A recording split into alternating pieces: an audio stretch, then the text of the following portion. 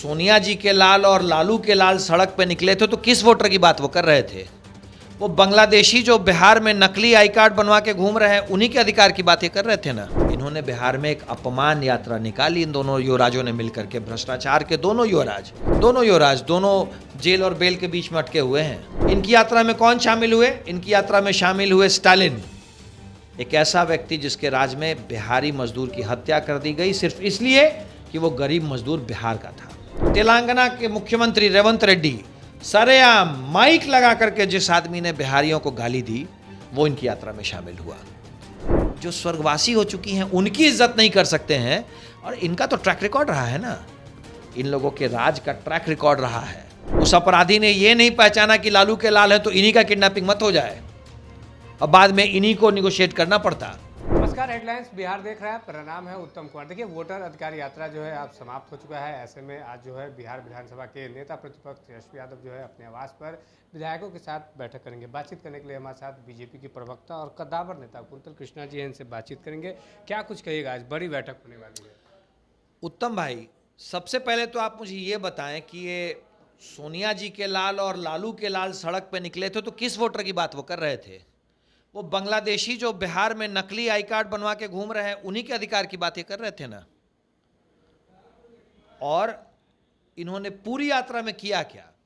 इन्होंने बिहार में एक अपमान यात्रा निकाली इन दोनों युवराजों ने मिलकर के। भ्रष्टाचार के दोनों युवराज दोनों जेल और बेल के बीच में अटके हुए हैं।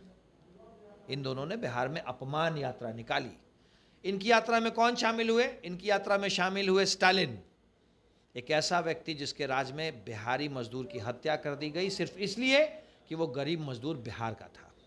दूसरा व्यक्ति तेलंगाना के मुख्यमंत्री रेवंत रेड्डी सरेआम माइक लगा करके जिस आदमी ने बिहारियों को गाली दी वो इनकी यात्रा में शामिल हुआ।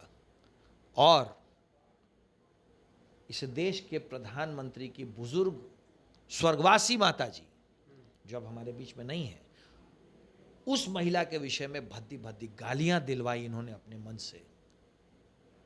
इस अपमान यात्रा के बाद बचता क्या है?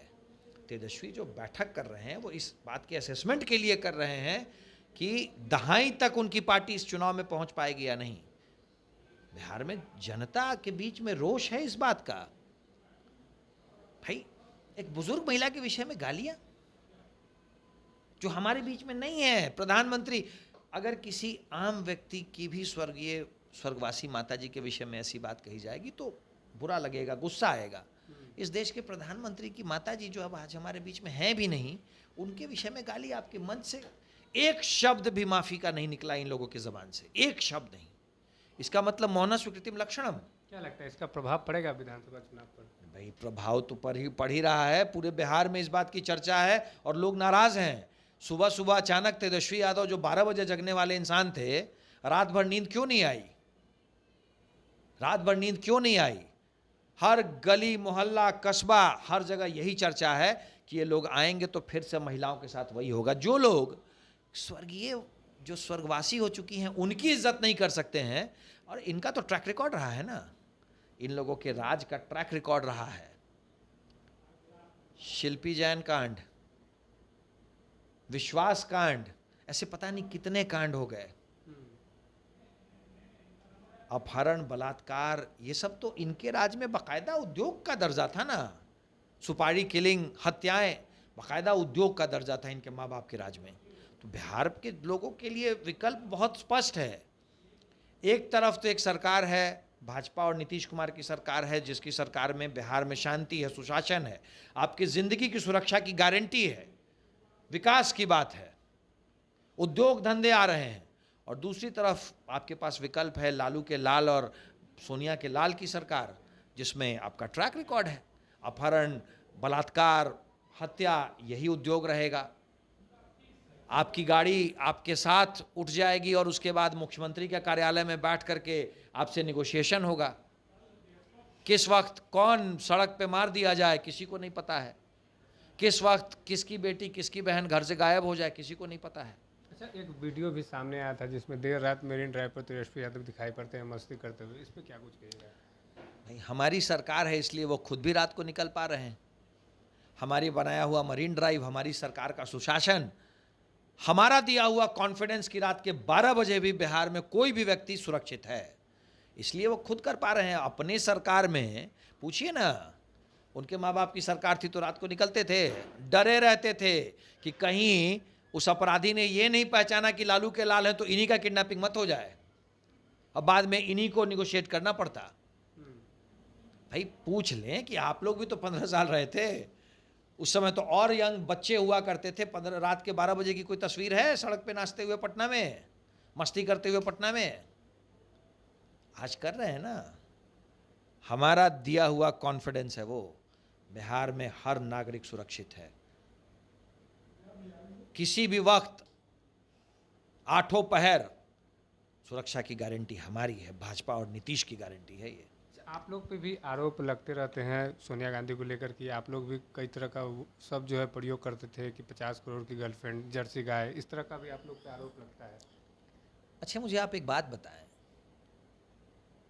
किसी भी चीज़ के होते हुए, कोई भी चीज़ क्या प्रधानमंत्री की स्वर्गवासी माँ को दी हुई गाली का जस्टिफिकेशन है? अगर पूर्व में कहीं कुछ हुआ हो तो क्या माननीय प्रधानमंत्री जी की माता जी के विषय में जो अपशब्द इस्तेमाल किए गए इनके मंच से, क्या वो सही हो जाएगा?